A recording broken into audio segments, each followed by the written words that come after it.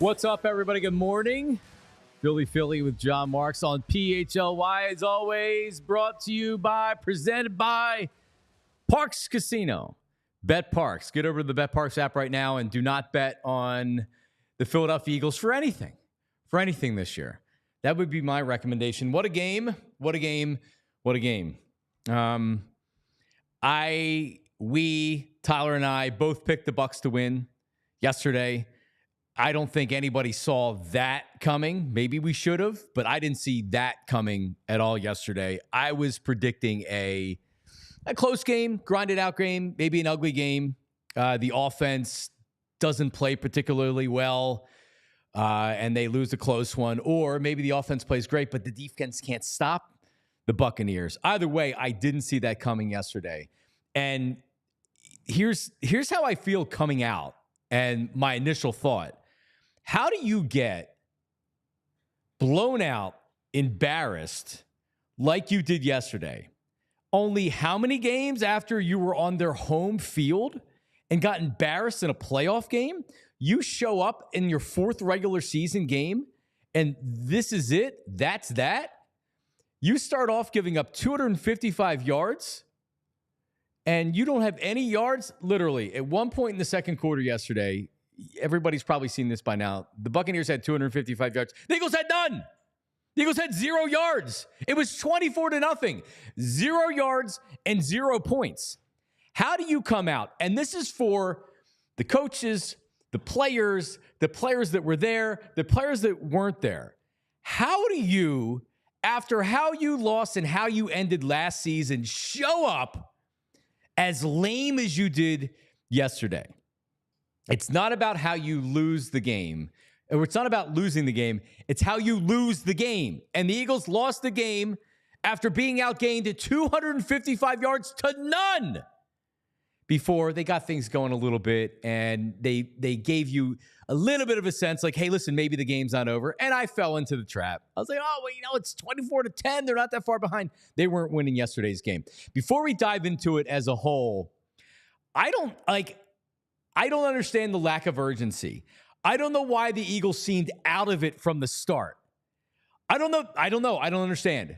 Like I said, this is the easiest layup as far as the head coach, and much more on Nick Sirianni early. Because we're going to talk about Nick Sirianni before we bitch about the defense and before we bitch about the offense. This is the bulletin board for me. This is the theme into the week. This is where you are able to keep your team from thinking you're too high and you're too good after beating the Saints. Because this is one of these games. This is a week-to-week league. The NFL is a week-to-week league. And it's one of the reasons why I picked the Bucs to win and the Eagles to lose. The Bucs lost last week on their home field in a game that they should have won. They were favorites. The Eagles went on the road when no one really thought that they would have a chance to beat the Saints, and they beat them. So what happens the next week? Of course, this is what happened the next week. So it's not ridiculous for the Eagles to lose this game. It's ridiculous for the Eagles to lose this game the way that they lost the game. And it says everything you need to know about this head coach. The theme of the week, the way that you get your team to buy into, hey, we're going to come out and we're going to show urgency. We're going to come out. Remember what they did to us last year? Remember the Eagles team that lost to the Buccaneers in the wild card game? That's not us. Not this year. Not coming off the Saints game. Not coming off a win where we improved to 2-1.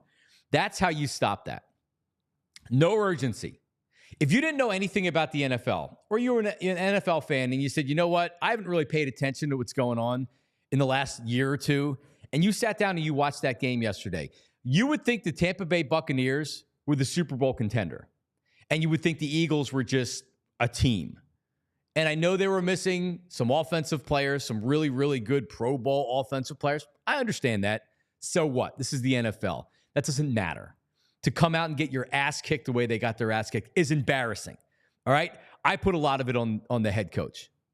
If you were watching this game yesterday, or you watched the game yesterday, you would have thought the Bucs were the good team, the Eagles were the not so good team, because maybe that's really what it is right now.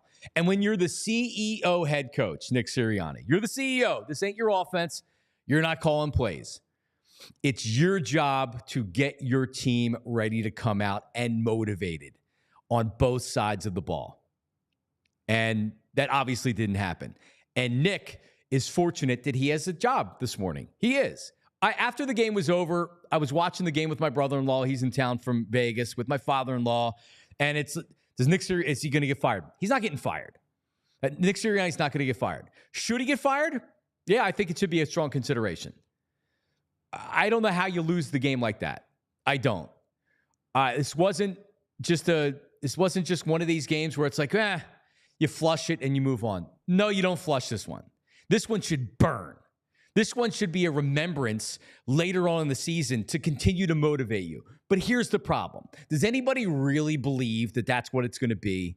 Or are they going to have a bye week, and then they're going to come out, and they're going to beat some teams that they have so much more talent than, and they're going to be right where they are right now, maybe a little bit better, and then when they face the good teams, they're probably going to lose.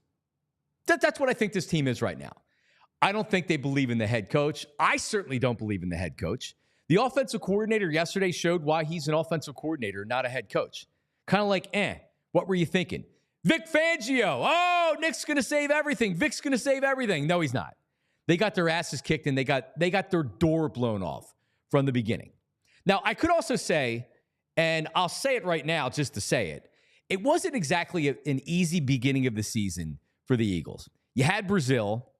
You come back home, and then you have two tough road games. New Orleans is a tough place to play, and the Eagles have struggled in Tampa, and that's a pretty good team. And Todd Bowles, the matchup with Todd Bowles against this Eagles team hasn't been good the last couple times they've been out there.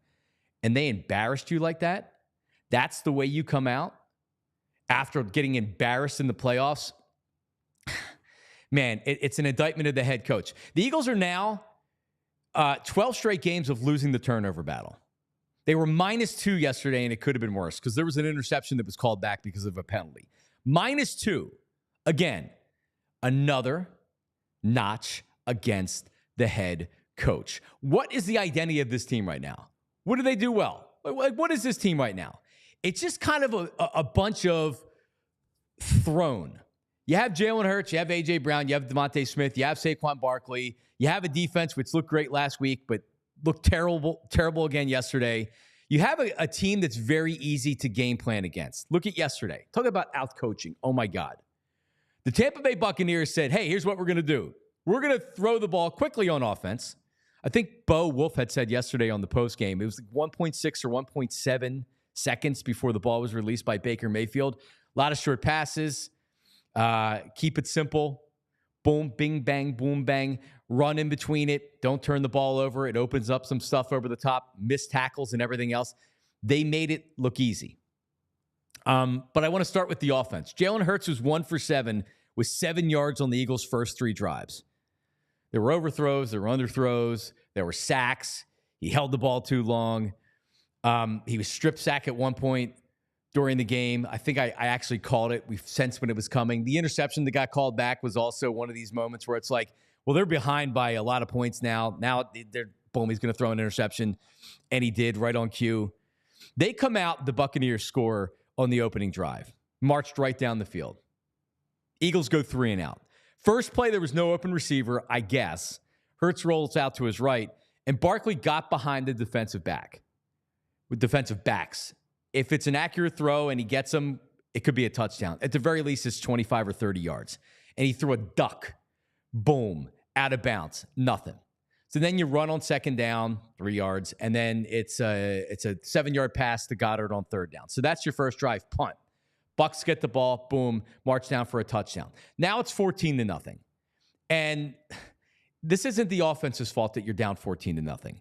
But this offense has struggled to score points for not just this year. This goes back in the last year. It goes deep back in the last year, right? But it's so important that you come out and at least you stop the momentum and you, at the very least, get a couple of first downs, right? They need to answer. It's another 3 and out. On first down, you can't blame Jalen Hurts here. He makes a nice throw to Dallas Goedert. It's probably a 15 or a 20-yard gainer. right in his hands, drop. Right in his hands, dropped. Kills the drive. Because then guess what they do on second down? They run the ball for a couple yards to Saquon Barkley. Third down, Jalen Hurts gets sacked. Pressure. There was a lot of pressure on Jalen Hurts. There's a lot of holding the ball on Jalen Hurts. Boom. So you punt it. 14-0. The defense needs to get a stop. They got to stop. But unfortunately, on the punt, Isaiah Rodgers pushes the defender into Cooper DeJean. Muff punt. Tampa Bay recovers. Boom. Touchdown. 21-0. And then guess what happens after that? 3 and out. It was a Hurts incompletion, a poorly executed screen that if he's able to get the ball over the defender, Saquon probably has 15, 20, maybe more yards. And then incomplete on third down. Boom. And that's the game. And they came back a little bit, and they made it interesting there, at least for a couple of minutes. But it was over. It was over like that. Defense, this is what I was worried about. They look great against the Saints. What the hell happened? How do you get dismantled like that? Vic Fangio has been in the league for 166 years. The dude's almost 70 years old. They got their doors blown in. Bucs game plan, short throws, run the ball, get the Eagles on their heels. But you can't blame the pass rush. And I know a lot of people want to say, well, they're not getting to the quarterback. When Baker Mayfield's going to get rid of the ball in under 2 seconds, you're not going to get many sacks. And he's very good. He's very good at moving around in the pocket and making plays if he is pressured. Missed tackles, middle of the field wide open. Defensive backs not good yesterday. Again, this was a across the board, pathetic, embarrassing, bad loss for this team. And if you have expectations of, hey, well, I thought this was a 10-win team, maybe an 11-win team. But see, that can't be the expectation because that's not the way the Eagles were built. I think I picked them to win 11 games, but I picked them to win 11 games and be a good team that could easily make it to the Super Bowl. That's not this team. That's not this team with this head coach. We're fooling ourselves. They'll win a couple games. They'll be over 500. They'll probably be in the playoffs this year. I mean, who knows at this point? But not with this head coach. Not with this effort that they had, not with this mentality. This team came out and took on the identity of Nick Sirianni yesterday, which was just kind of like, Like, did they think they were just going to show up and win? Did this team actually think that they were going to show up yesterday based on how they beat the Saints and win the game because Jalen Hurts is an MVP candidate because of the way that they stopped the Saints last week? Did they really believe that? Because honestly, that's the way they played yesterday. They played yesterday like they were going to come out and they were just going to win the game because they were the Eagles. Yo, birds, this isn't 2022.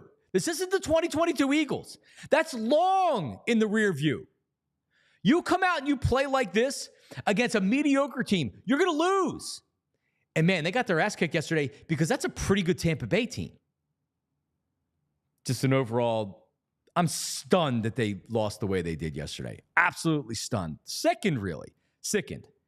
If Jeffrey Lurie had more of a knee-jerk reaction, and I know they don't do this a lot in the NFL, what's the best thing for this team going forward right now? Because I'm not holding out hope. I'm still holding out hope that they figure this out. Because there's too much talent on this team when AJ gets back, when Devontae Smith gets back. This offense is loaded. This defense has to play better than it did. And I'm not looking for a top 5 defense or a top 10 defense. What the hell did they do last week? Where were the young guns yesterday? Where was Jalen Carter? Where was Jordan Davis? Where was Nakobe Dean? Where was Darius Slay? Oh, Darius Slay was great. Just read his tweet. Where was this team yesterday? I don't know, man. It is Tyler Zulli. We were talking before the show, and it's one of these games where when you talk for a living or you have to talk about the games and you get to a certain point where you're like, I don't even know what else to say about this one. And Jalen Hurts said said last year that you flush it and you move on. How do you flush this one? This clogs it. The toilet's clogged, Tyler Zulli, and we don't have a plunger. There are certain games that you can flush and move on. I think anytime you get like obliterated, you just ever see a game, it's like 48-10. Remember the 49ers game last year?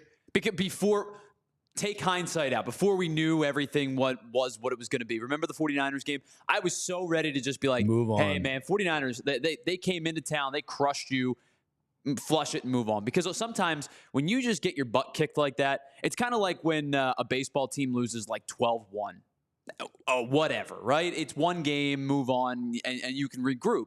These type of losses hurt a lot more because this felt not the way that they lost, but this loss felt predetermined with the benefit of hindsight because of everything that you just laid out, right? You brought up Baker Mayfield and how quickly he was getting the football out yesterday and how quickly he's done it for the last 2 seasons. Let me give you some numbers on Baker Mayfield and getting the ball out quickly. By the way, behind an offensive line that has been really, really bad this season.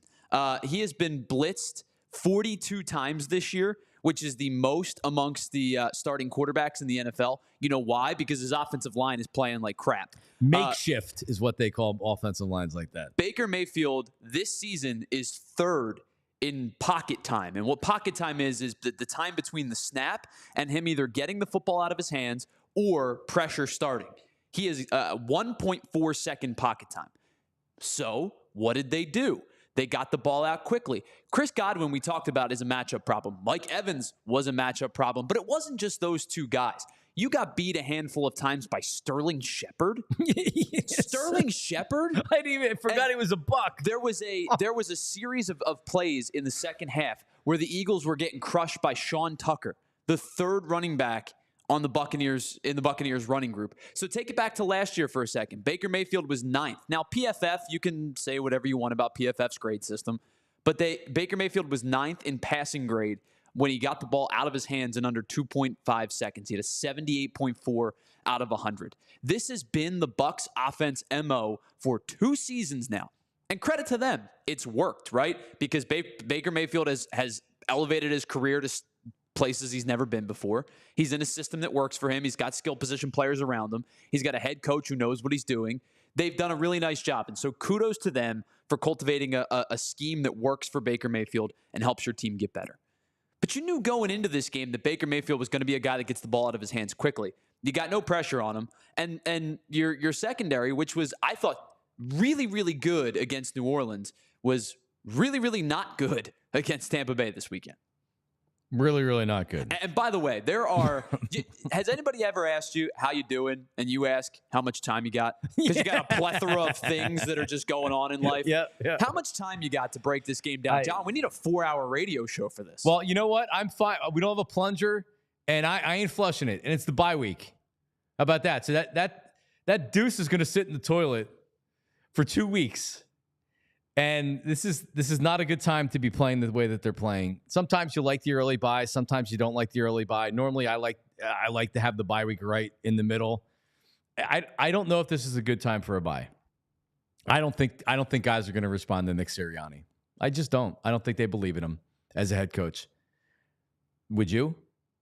I don't. I don't think it's a grown man. No, maybe the shtick works for a year.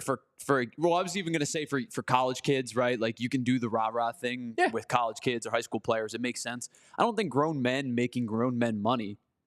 I don't think it resonates after a while. It resonates after a while. It resonates when you win. Winning masks things. It doesn't resonate when you play games like this. Nope. Remember the pickle juice game? You may not remember because it was 2000. The year 2000. Sure. But it's well known.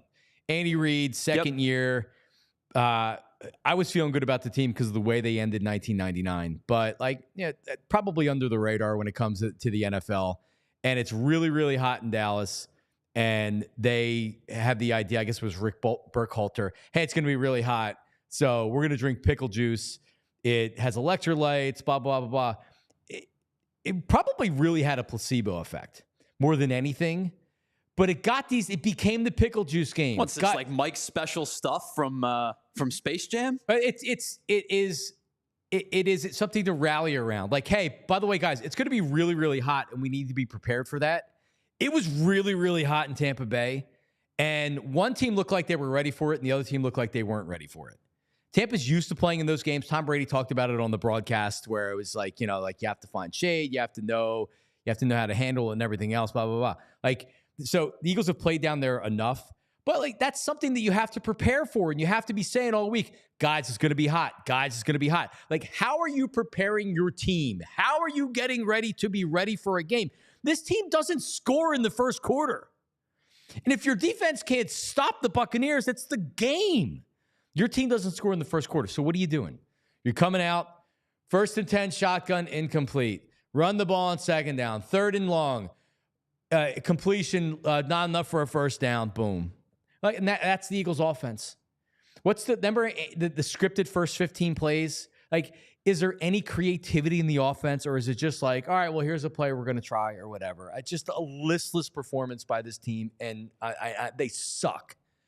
And I am absolutely so annoyed right now that for 2 weeks now we have to complain about this freaking team going into a bye week, starting the season 2-2. Oh, I know they're gonna win games and the season's not over. I know all that. I know all that. This team's not winning the Super Bowl this year. We've been in the playoffs. We've done it. We lost it in the Super Bowl. I am so freaking annoyed right now. 12 straight games of losing the turnover battle. It's almost impossible. Again, that is head coach.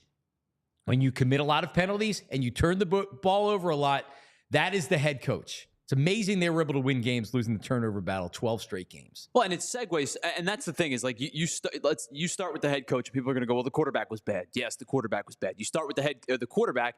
People are going to go, well, the head coach was bad. Or you start with all of these things encompass how bad this game was yesterday. The Eagles are second to last in the NFL this season in the turnover differential. And the only team that's worse than them is the Tennessee Titans, who, by the way, if you've watched 30 seconds of the Tennessee Titans, you've probably seen a turnover because Will Levis sucks. He's so bad. And so my point being is you are only ahead of a team that legitimately can't get out of its own way. Yeah, bad team. You're turning the ball over at an immeasurable clip. And he's continued to say, well, we can't continue to win this way. They're going to buck the trend eventually, and we can't continue to monitor the turnover differential in a negative light and continue to win, and whatever kind of nonsense he's going to spew. You can't. He's right in that regard. You can't win games consistently when you lose the turnover battle 12 consecutive times. And at this point, you're not a quarter anymore. But you're effectively a quarter of the way down the season. And you're at -6 already. Yeah, it's bad. -6. No, you have enough talent to where it makes up for a lot of the shortcomings, but you're not like in the NFL. You just can't have talent to win. You need good coaching. Unlike any other sport, talent will only get you so far, and it feels like the talent on this offense has only gotten them so far. All right, well, let's talk about. We know that the Phillies, the playoffs are over. Or the playoffs are starting after today. Tyler's going to update it on all of this, all the scenarios, because the Mets and the Braves are playing a doubleheader today.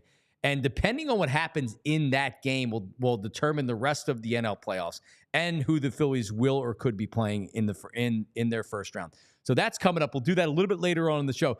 Coming up next, we'll give you some of the best of Sirianni, because Nick Sirianni didn't seem like that a lot of this is his fault. And then Darius Slay going to be Darius Slay on Twitter. So that's all coming up next. But let's talk about Bet Parks and Parks Casino here for a second. All right, it's the only app that I would recommend. Download the Bet Parks Sportsbook and online casino app right now. I just went to the division winner for the NFC East, and I'm wondering if this has changed recently or if it's going to change. Right now, the Eagles are still favored to win the NFC East at +105 on the Bet Parks app. Cowboys +240. Commanders now +250 after winning yesterday. Very impressive win by Washington. So maybe $1 on that. So what the wise guys are telling you is they still expect the Eagles to win the division. I'm not so sure. Might be a good time to get into one of these other teams. But the Bet Parks app, an amazing offer right now. You can still do it. I'm told it's still available. 50-1 odds boost on your pick to win this year's Pro Football Championship. 50-1 super odds boost. BetParks.com has all the terms and conditions. And while you're watching the game, and when they go down 24-0, what I should have done yesterday was I should have went right to the app, the BetParks app, so I can play blackjack, roulette, or craps with a live dealer. It's a live dealer. It's an actual live dealer. Download the BetParks Sportsbook and online casino app right now. 50-1 super odds boost on your pick for this year's Pro Football Champion. It's a limited time offer. New customers only. If you're using one of these other apps, get to BetParks. Must be 21 and in PA, New Jersey, Michigan, or Maryland. You play for fun. You love to win. You bet. BetParks. Gambling problem. Call 1-800-GAMBLER. All right, True Mark. Listen, if you were down in Tampa, I feel bad for you. All right, you went down to one of the Phillies sports away games before. Man, you want to keep track of your spending. True Mark Financial mobile app allows you access to your account anytime, anywhere. Your balance, check your balances, view transactions, make transfers, pay bills from the convenience of your mobile phone. And right now, True Mark, their financial mortgage specialists, can offer you guidance on loan options and terms. It happens quick. All of a sudden on my street, 2 houses were for sale in a week. Boom! They're gone like that. So get with TrueMark. They're going to help you assess your finances and credit score to determine your borrowing capacity.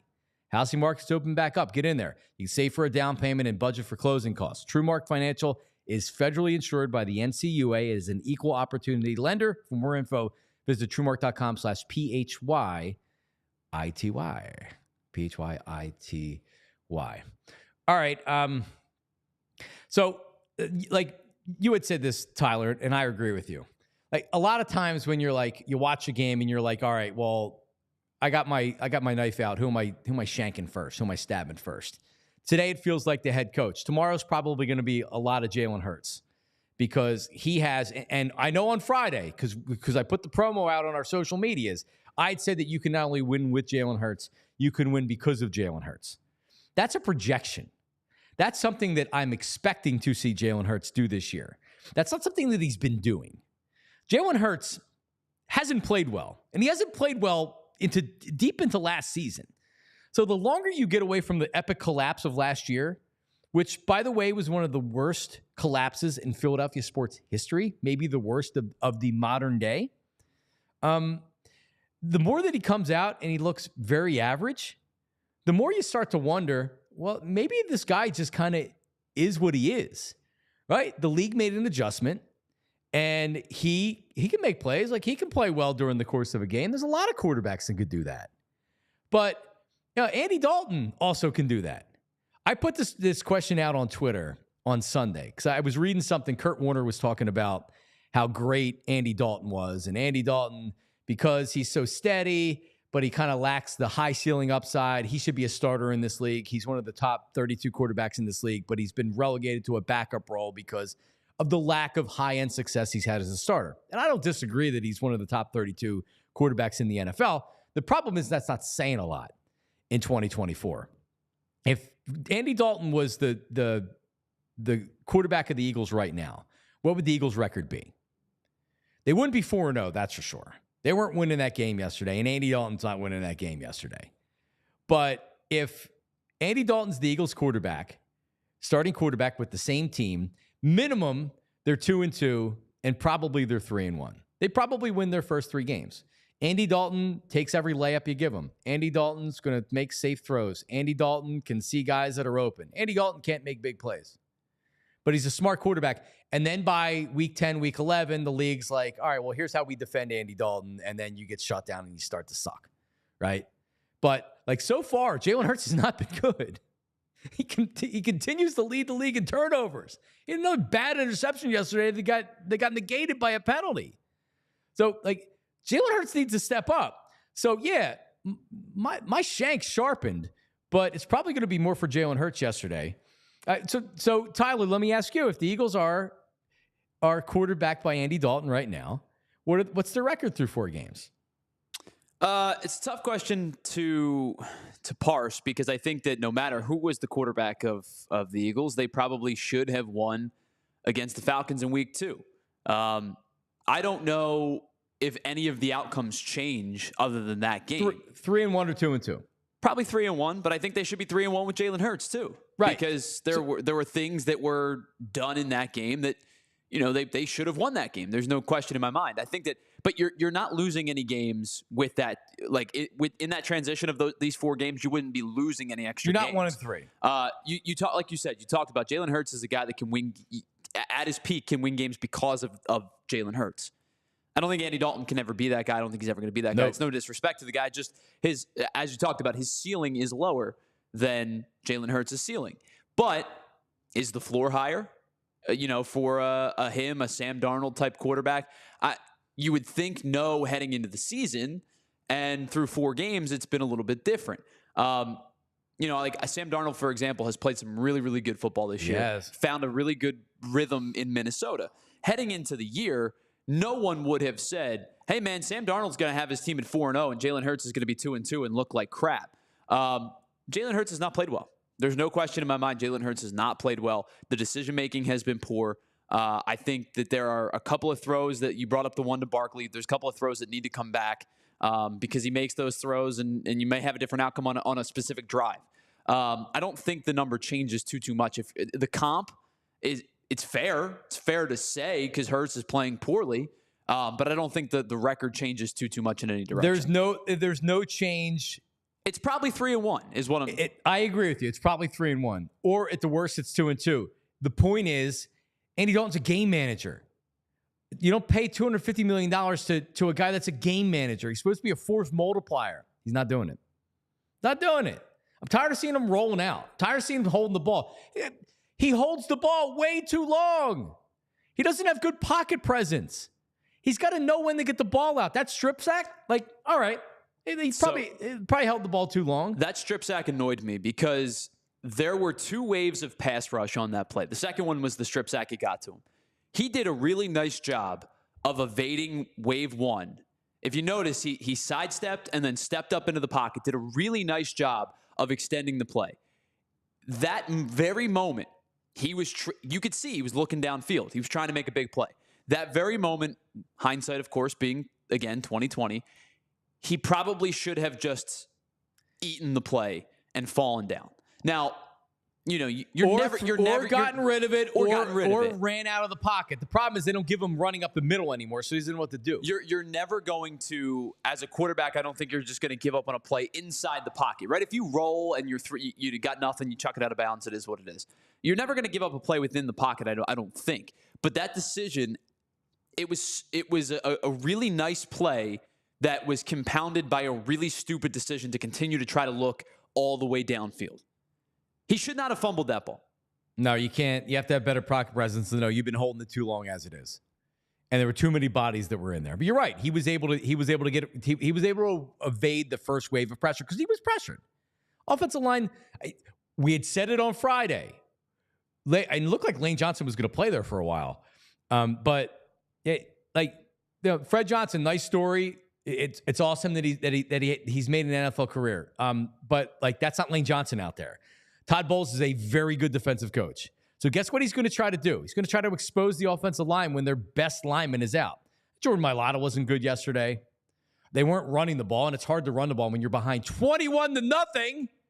But the game plan coming out was overall brutal. Can we hear Nick Sirianni after the game?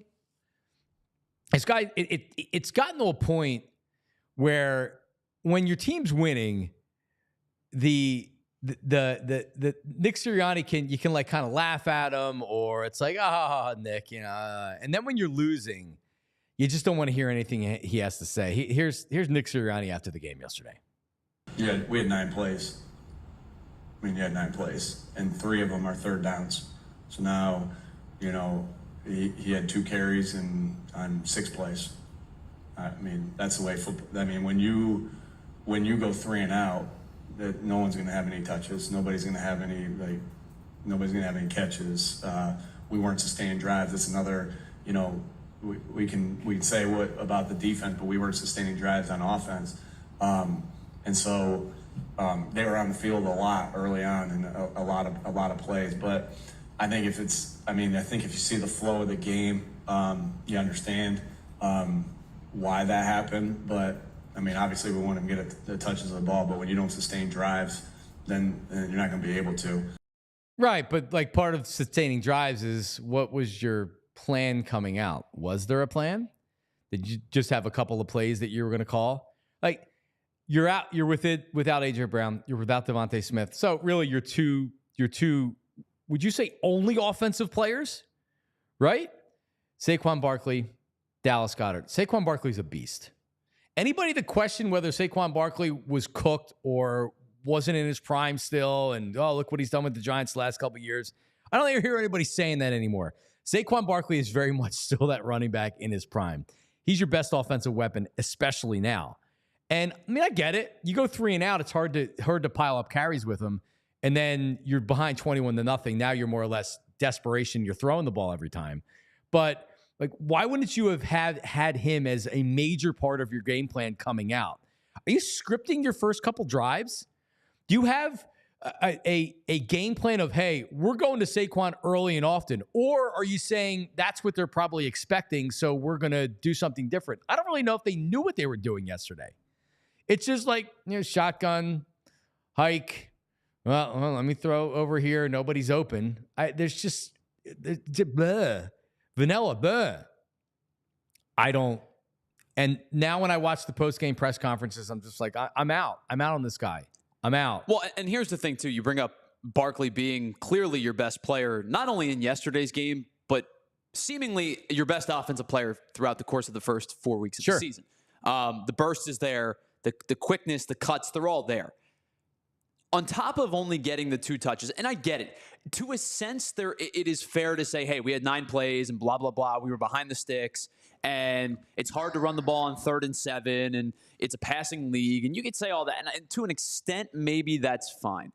But if you are down, to me, the best player on this football team, I've said this before, is A.J. Brown. I believe he is the best player on this team. If you're down the best player on this team, if you're down your second receiver as well, a guy who's probably a 1B for most other teams, you have to be able to internalize and say, all right, this needs to be a heavy dose of Barkley. And I get it. They're going to stack the box because of that exact reason.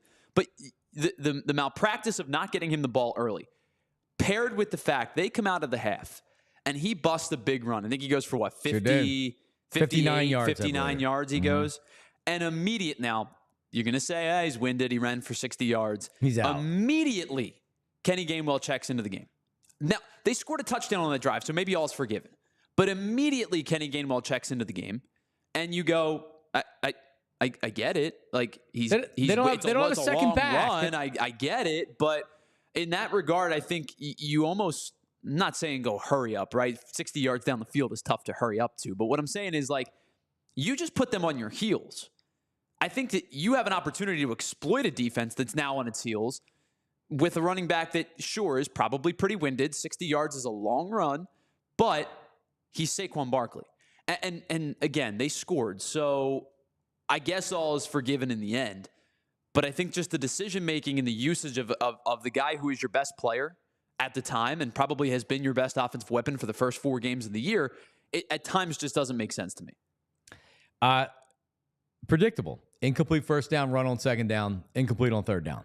And also knowing that you're missing your best offensive lineman doesn't mean they can't run block. Doesn't mean you can't get behind Big Jordan Mailata and run block. But you don't even try. You go down there with the mentality. Was the mentality, hey, we're going to run the football? Does anybody believe that? And don't give me like this is a passing league. All right, it's a passing league. I know it's a passing league. There hasn't been more running in this league in a really, really long time. This is quickly because teams have adjusted. Teams aren't allowing offenses to throw the ball like they used to. They're being smart about it. So running has never been more important. And I mean, just what a dud. What an absolute load of crap yesterday was. So you had that. Then you have the defense. And defense sucked. I mean, you give up touchdown drives and they got that one stop, and then there was the muff punt, and then you give up a touchdown again because you're deep in your own territory. Like that's the game right there. Darius Slay, and by the way, not surprised at all that this tweet came out.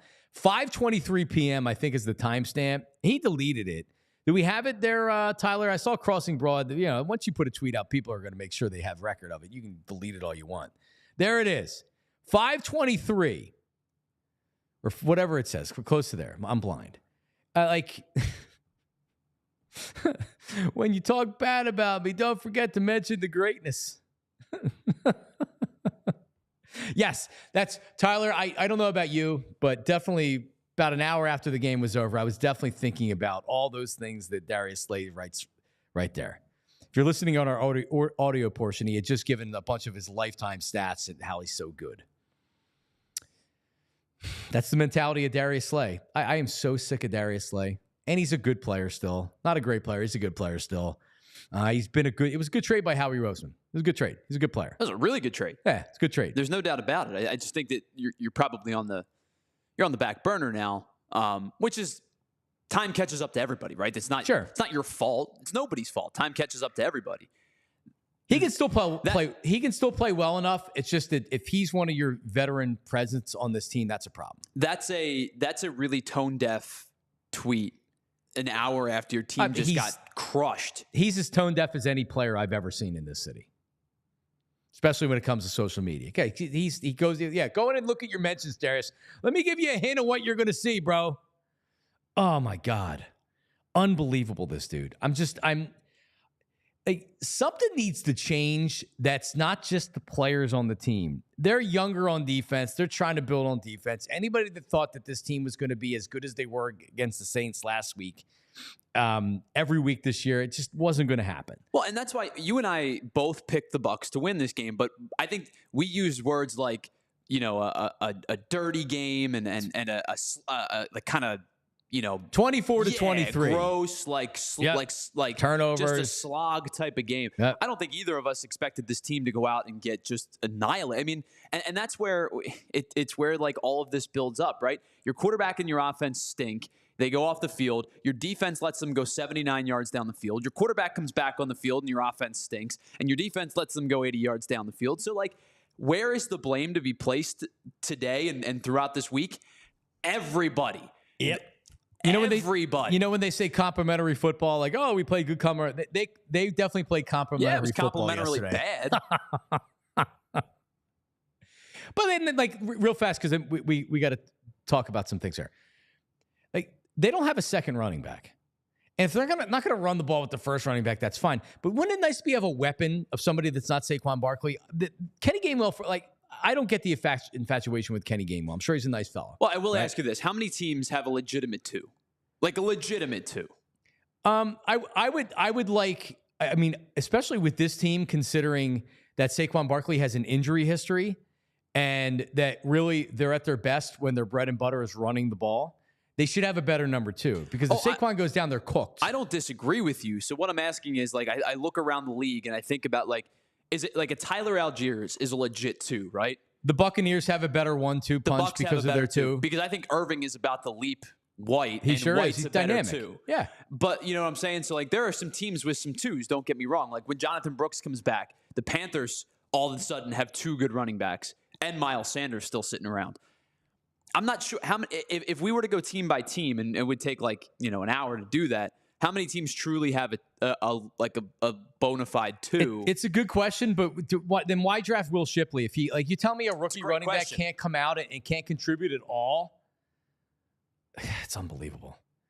He's giving you nothing. Your draft picks have given you nothing. At least Cooper DeJean and Shipley. Quinyon Mitchell's been very really good. Outside of Mitchell's been very good. All right, well, let's talk about. You know what? I think I'm gonna call Ace today. Ace Hardware today. Get the hell over to my house. Maybe they can repair my soul. Ace Hardware Home Services. You got something going on in your house? Leaky pipe, air conditioning issue, your heater. Like, once you put that heater on, because it hasn't been cold enough yet. I've resisted it, but boom, what's going on with it, right? Well, Ace Hardware Home Services, man, they got something for you. They have somebody that can fix everything. The helpful home service and repair folks, from plumbing to heating and cooling, trusted pros to keep your home humming all year long. So, AceHardwareHomeservices.com to get started on whatever you need. All right, the power of the Ace brand, that's what it is. A most trusted provider of home preservation services. So, free estimate on equipment installation. So you get a fridge and you're like, well, I can't hook up the water to it, or whatever it is, right? Dishwashers. Washer, dryer, free estimate on equipment installation, replacement with trusted advisors and options that are best suited for your home. Emergency services available when you need them the most. And a wide range of residential maintenance, installation, and home repair services that includes plumbing, heating, cooling, and electrical. So, service you can trust and satisfaction is guaranteed. They will make it right no matter what. Visit Ace Hardware Home Services at acehardwarehomeservices.com to get started on your project. All right, Rugged Road. Let's check them out. Man, everybody needs a new cooler, and Rugged Road's there for you, all right? Dedicated to creating innovative and durable outdoor gear for adventurers who demand the best. Now, I'm not an outdoorsman. I'm not an adventurer. I like to tailgate. I like to have barbecues. I like to keep my drinks cold for 7+ days, sometimes longer than that. And you get this really, really awesome cooler, heavy duty. You're like, wow, like this is an awesome cooler. You know, you've been to the barbecue where you're admiring the cooler. When you're a guy, you're a man, and you go get your seltzer out of the cooler like I do. You admire a great cooler. This is the definition of Rugged Road. Although these coolers are very light. They're not like super duper heavy. And if you're like a whitewater rafter like I'm not, or you're out on the lake or you're out doing whatever, it floats upright. You can keep your drink open in there and it's not going to spill. Transport's easy. I can't talk about these coolers enough. They're amazing. Perfect for a variety of outdoor activities, fishing, tubing, camping, tailgating. These coolers are designed to meet the needs of every outdoor or sports enthusiast. So gear up for your next adventure with a Rugged Road cooler, reliable, durable, and built to be used. Rugged Road's your ultimate outdoor companion. Not me. I'm definitely not an outdoor companion. RuggedRoadOutdoors.com. RuggedRoadOutdoors.com. If you use the code PHLY, 10% off at checkout. PHLY at RuggedRoadOutdoors.com. Tyler, are you an outdoorsman? Not at all. I mean, I like being outside. Don't get me wrong. But I'm more of like a go to the beach type of guy as opposed to like. Aha. So I will say this: my wife grew up camping and going out and like being in the woods, and I grew up like going to the beach. Yeah, me too. We have this argument all the time. She's like, "We should go hiking or camping," and I'm like, "Or we could sit on the beach and drink a beer." Right.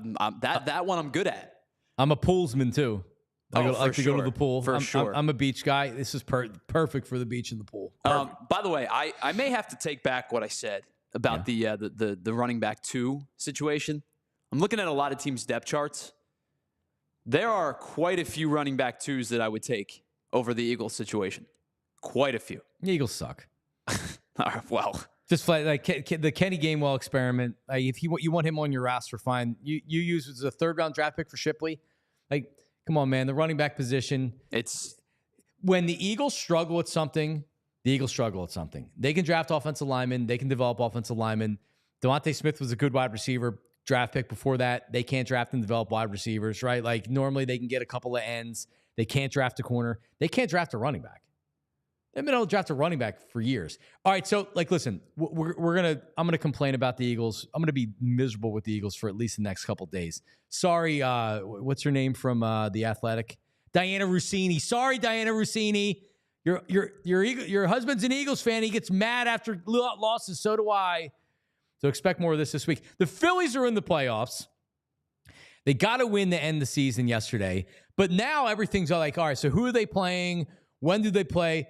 Here's the update with Tyler. He's got everything we need to know about the Phillies in the playoffs. Yeah, this is going to be an interesting couple of days across Major League Baseball. But before we get into that, let me tell you about our friends over at the Glatt Hair Restoration, because bald is now optional. And if you want to improve how you look and how you feel about yourself, Glatt Hair has the right treatment for you, and they're going to help you regain your confidence. So visit GlattHairMCTR.com or call 610-980-4000 to get started. John, there's a baseball game today. There's actually 2 baseball games today that were not expected. We talked about this one plenty over the last couple of weeks.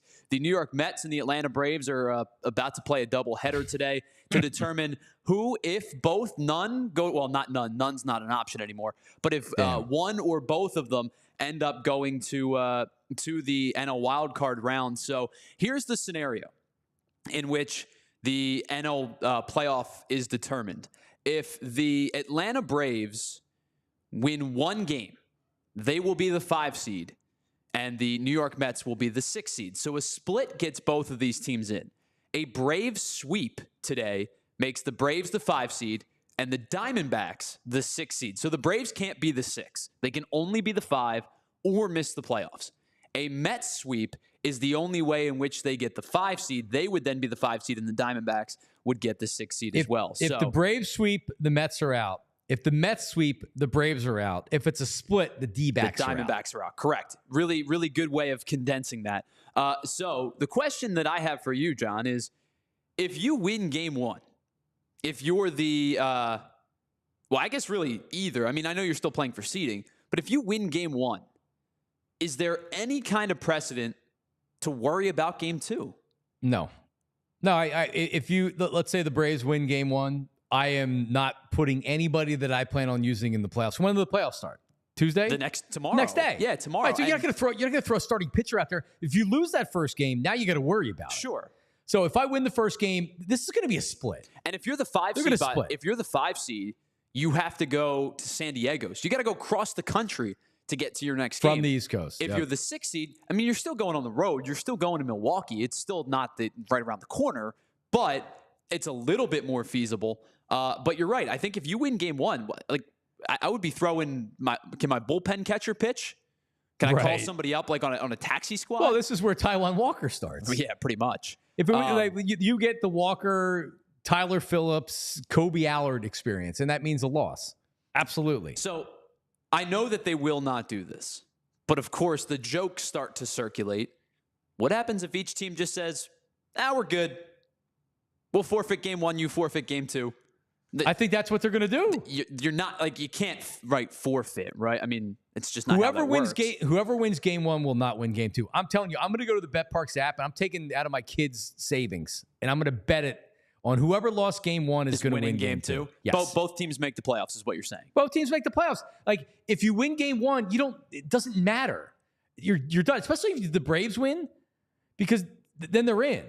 Correct. Right? Any semblance of a win for the Braves and they're in. They're in. So why would you play anybody in that second game? You're playing tomorrow on the road. Any semblance of a win for the Mets, they're also in. Correct. But the Mets can be the 5 and the 6. The Braves can only be the 5 or miss the playoffs. Right. So a Mets win in game 1, I guess theoretically they might play for game 2, but it really depends on who you'd rather play. Do you want to play the Padres or do you want to play the Brewers? I don't know about you, John. If I were the Braves or the Mets, I would preferably prefer to play the Brewers. So I don't even know who the starters are. Are they going with their best start? Like, because you could look. I mean, honestly, and this is kind of what you were saying before. I mean, don't you kind of give Snedeker a call and be like, hey, who are you pitching game 1? Let's figure this thing out together. Let's figure this thing out together. I mean, wink, wink. I don't know. I don't know if you can. I mean, sure you can, but Tyler McGill starts game 1, and it looks like it's Spencer Saravino Schwellenbach. goes game 2 if they lose. Okay, and I think it's Spencer Schwellenbach is pitching game 1 for the Braves, and it looks like TBD for game 2. Yeah, if they win, it's going to be. They're going to be calling me and you up. Hey, you guys got anything in your arm? Get on down to the ballpark. Yep.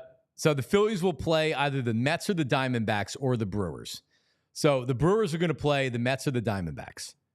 They already know who. It just depends who. They're not going to, as you said, Tyler. They're not going to play the Braves. Correct. The Braves are number 5 or they're out completely. Yeah, it's an interesting setup. So let's get to some news around the NFL because.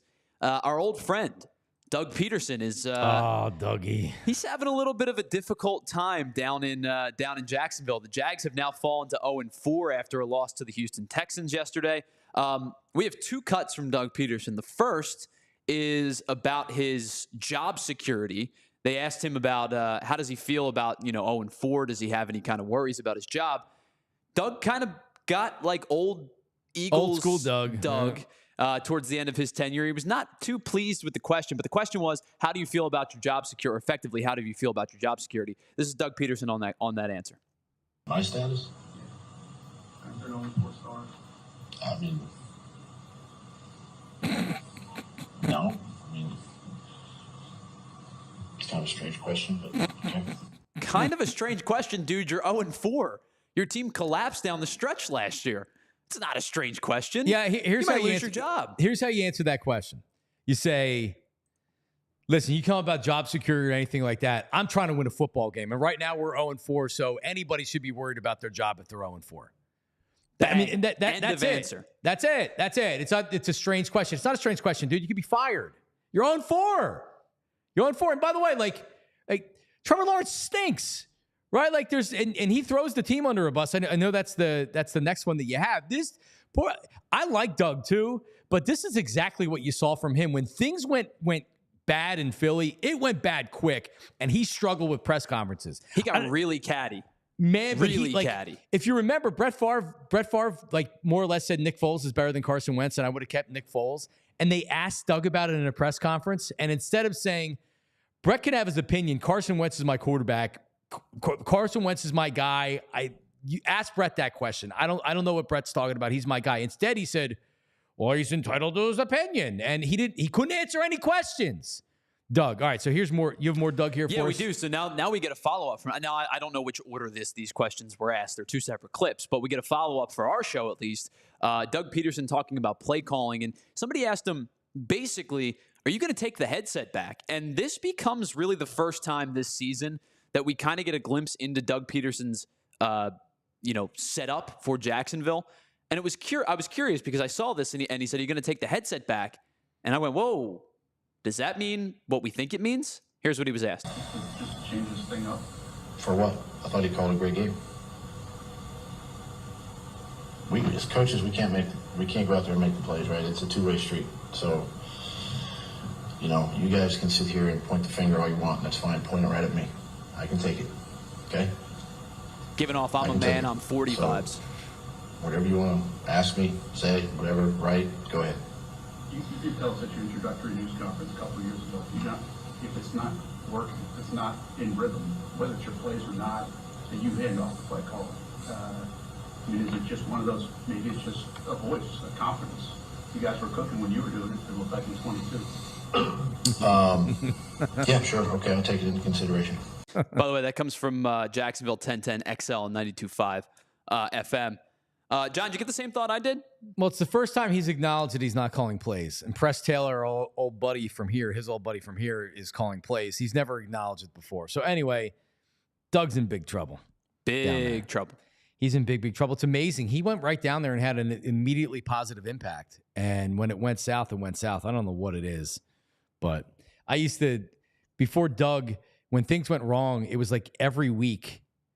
If you remember, like Les Bowen even tried to be like, but Doug, Brett Favre is saying that he would have kept Nick Foles over Carson Wentz. You're not saying that, right? And he said he's entitled to his opinion. It's like Rob Motti had to come in and try to save him. So I mean, jeez, Doug.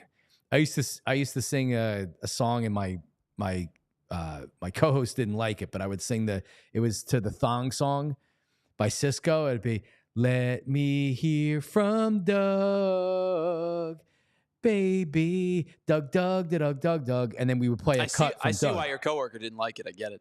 Well, I mean, let me hear from Doug. I get what you're saying. love hearing from Doug. Let me hear from Doug. It's over down there. They so remember too. Not only are they 0-5, but they blew a playoff chance last year. No, they epic collapse. It was like a cataclysmic collapse. Epic collapse. They were 8-3 and lost 5 of their last 6 games to miss the playoffs and finish the season 9-8.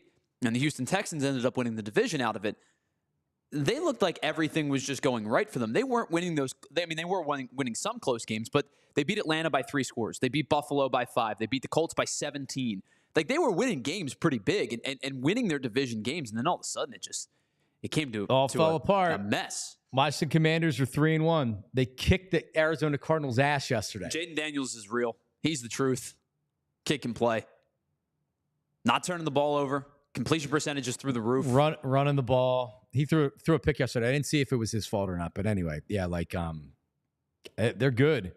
So you're gonna have, like, all of a sudden, it's the thing when you do the wins and the losses before the beginning of the season. You don't realize how teams are going to be playing during that season. Sure. And when you looked at Washington, you looked at that schedule, even though you never seem to win all the games in the division you should, Not going to be an easy game. He's good. Shout out to the diehards out there. What up, everybody? We'll be all right. We're going to regroup from this. Bad loss yesterday. Bad loss. PHLY Daily. Rich Hoffman Jr., he gets it out there. He doesn't mess around. This morning, it was in my inbox by 7:32. All you need to know. All right? And the headline is they might stink. Maybe this team just isn't great. Maybe they're good some weeks and not good some other weeks. That would be my best explanation right now. Bucs 33-16. It was worse than that. It was worse than that. Unbelievable. We will be back tomorrow. Everybody that tuned in this morning live on YouTube, appreciate it. Shout out. Everybody that's watching on Roku TV, shout out to you as well. We got our chat. So if you're watching the show live, get involved in the YouTube chat. We're trying to come up with a nickname for them. I was suggesting the 700 level just because, like the old 700 level, Veteran Stadium. Sure. But it's kind of like forced a little bit. It feels a little too much on the nose. Yeah, a little bit. We'll come up with something. But we appreciate the culture and what we're creating here on YouTube. So we appreciate everybody. And the show, as always, is podcasted a little bit after 9 o'clock every day. Tyler gets everything ready. He gets his screwdriver and his wrench out, and he gets the podcast ready for you so you can listen to the audio podcast of this wherever you find your podcasts. And as always, follow me on Instagram and Twitter at Jon, Jon Marks, Marks Media, at Jon Marks Media, and email me, johnmarksmedia@gmail.com. Ant's coming up next, or he's live right now. So if you're watching us, click over and check Anthony's reaction out to everything. We're back tomorrow live at 8 o'clock. See ya. We all silly like the mayor.